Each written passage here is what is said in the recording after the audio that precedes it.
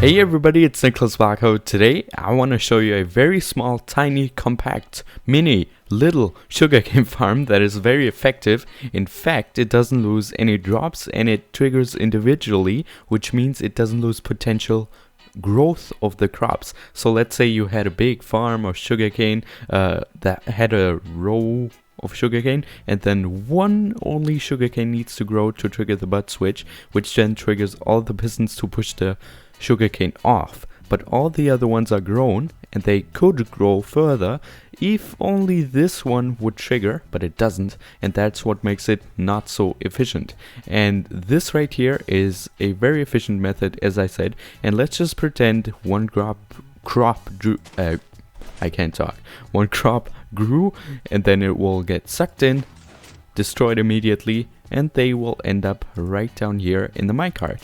And I've had this running for maybe, I don't know, 30 minutes, and it produces quite a bit of amount of those. If you don't need much, if you're the occasional cake baker and not the trading guy, you will only need one or two of these. But if you want several of these, you can just put them next to each other, they won't interfere, and then you will be rich with sugarcane in a little bit of time. Okay, so let's get on building this. We start off with a hole. It doesn't have to be that big, and it just triggered, which is nice. We can just put a water here, a water. Obviously, that's how you say it. We put water there, and next to it we put sand or dirt. Doesn't matter, I just use red sand, so it's a little bit of a contrast to the sandstone right here. On top of that, we want to put sugarcane and a rail with a minecart with a hopper on top, so we put that in there, and that'll not interfere with the growth of the sugarcane. It'll just suck up the items immediately, and that is more efficient than having a hopper standing around. And then what we want to do is place a piston. Let's try and put a block there.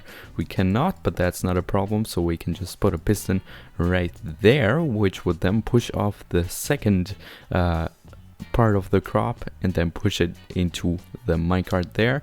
And the next thing that we want to do is place another block here, a piston facing upwards. It doesn't have to be sticky, that's why we're using sand on top of here, also red sand. You could also use an anvil or anything else that is gravity physics thing that can fall back down, so you don't need to use a sticky piston.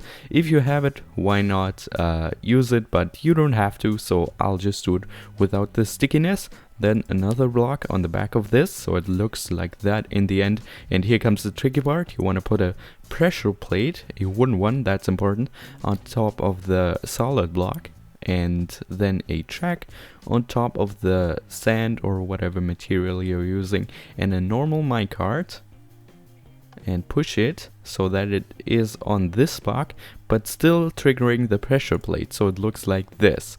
And now you're basically done. We can test it out by planting another sugarcane here. It gets destroyed, and now you've created a bud switch that will trigger whenever this piston here gets updated. So we could just try it out. We can update it, and it resets itself because the minecart is flying back down, and it triggers it diagonally, so it doesn't really receive power, but when it receives an update, it still thinks it's being powered when it's actually not, and then it resets itself because the minecart is up and the power is released, and then it falls back down and triggers it again.